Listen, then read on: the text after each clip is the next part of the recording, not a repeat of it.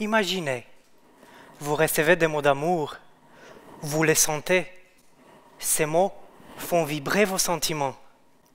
Ces mots, vous les partagez avec votre bien-aimé. L'amour vous rend visite. La littérature d'amour est très vaste. Depuis la nuit des temps, les auteurs se sont demandé comment exprimer l'amour par de nouvelles formes d'écriture et de langage. Dans la tradition chrétienne, Dieu dévoile son amour par la parole. Par son verbe, il vient à la rencontre des hommes. Les auteurs de la Bible dialoguent avec le Verbe divin. Ils diffusent la parole d'amour. Cette parole d'amour prend même une forme érotique dans le livre biblique Le Cantique des Cantiques. Bernard de Clairvaux, fondateur des Cisterciens et écrivain du Moyen-Âge, s'inspire du dialogue amoureux du Cantique des Cantiques. L'âme devient l'épouse, le Verbe de Dieu devient l'époux. Bernard témoigne la joie de l'amour par le chant nuptial entre son âme et le Verbe de Dieu.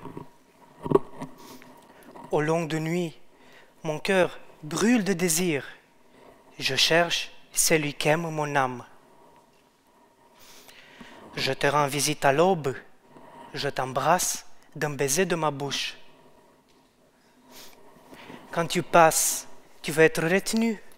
Quand tu t'en vas, tu veux être rappelé. Reviens.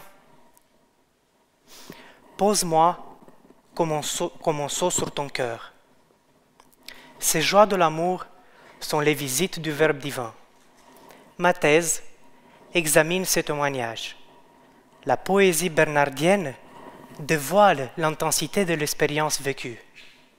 Derrière les expressions de Bernard, je découvre l'histoire de l'amour du Verbe qui vient visiter l'âme. Rempli de Verbe, l'âme chante son amour et se repose dans l'étreinte de la visite. Dans les écrits de Bernard, je suivis les traces de la venue réelle de l'époux. Ainsi, j'obtiens la clé qui permet de lire dans le langage amoureux de Bernard et dans l'esthétique de ses propos ce qu'il veut dire quand il parle des visites du Verbe divin. L'écriture de Bernard est une œuvre littéraire. Elle se nourrit d'une expérience merveilleuse.